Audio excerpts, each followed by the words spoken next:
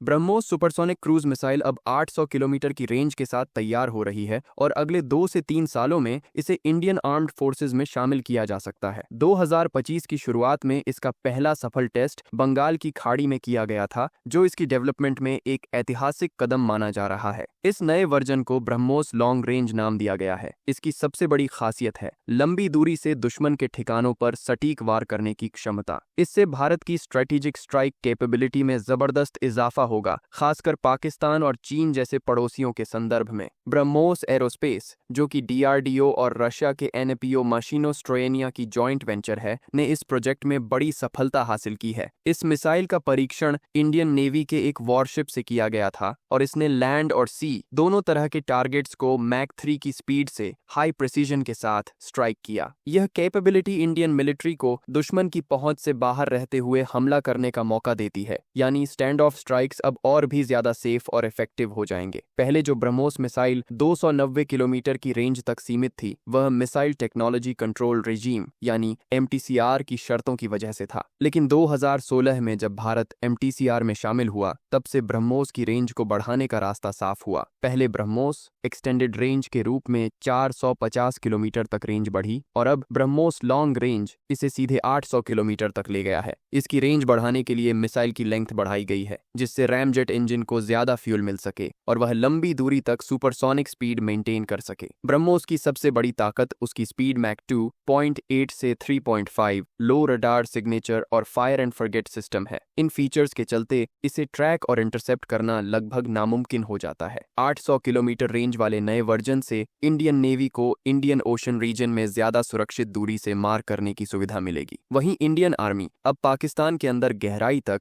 या चाइना के कब्जे वाले तिब्बत में भी स्ट्रेटेजिक टारगेट्स को आसानी से स्ट्राइक कर सकेगी। इंडियन एयरफोर्स पहले से ही 40 सुखोई फाइटर जेट्स को 450 किलोमीटर रेंज वाले ब्रह्मोस ए के लिए मॉडिफाई कर चुकी है और अब 800 किलोमीटर रेंज वर्जन को भी इंटीग्रेट करने की तैयारी है। ब्रह्मोस एलआर को लेकर 2026 से मल्टीफेज ट्रायल्स शुरू होंगे, जिसमें प्रोपल्शन, एक्यूरेसी और रिलायबिलिटी जैसे पैरामीटर्स पर इसका टेस्ट किया जाएगा। ये ट्रायल्स 1 से 2 साल में पूरे हो सकते हैं, जिसके बाद 2027-2028 तक ये मिसाइल फौज में शामिल की जा सकती है। इंडियन नेवी पहले ही 220 ब्रह्मोस मिसाइलों का ऑर्डर दे चुकी है, जिसमें कुछ एक्सटेंडेड रेंज वर्जन भी शामिल है। वहीं इंडियन आर्मी 2 और रेजिमेंट्स के लिए करीब 200 मिसाइल्स खरीदने जा रही है। एयरफोर्स भी 20 और SU-30 MKI को मॉडिफाई करेगी, जिससे कुल 60 एयरक्राफ्ट इस नई ब्रह्मोस को लेकर उड़ान भर सकेंगे। सबसे खास बात यह है कि ब्रह्मोस एलआर में अब कई इंडिजिनस कंपोनेंट्स भी शामिल हैं, जो इसे मेक इन इंडिया इनिशिएटिव के तहत एक बड़ा कदम बनाते हैं। इसका एक्टिव रडार सीकर अब भारत में ही बना है, जिससे रशियन कंपोनेंट्स पर निर्भरता कम हो गई है। 2025 में तैयार हुआ लखनऊ में नया BrahMos aerospace integration and testing facility, जिसकी लागत 300 करोड़ रुपए है, अब 800 किलोमीटर रेंज वर्जन के प्रोडक्शन और टेस्टिंग को सपोर्ट करेगा। और यही कहानी खत्म नहीं होती। ब्रह्मोस एरोस्पेस अब ब्रह्मोस 2 पर भी काम कर रहा है, एक हाइपरसोनिक मिसाइल जो मैक 6 से 8 की स्पीड से उड़ सकेगी और जिसकी रेंज 1500 किलोमीटर तक हो सकती है। भारत अब न सिर्फ दुश्मनों को जवाब देने बल्कि उन्हें पहले ही रोक देने की स्थिति में आ रहा है। ब्रह्मोस एलआर इसका सबसे तेज, सबसे सटीक और सबसे भरोसेमंद हथियार बन सकता है, और ये सिर्फ एक शुरुआत है।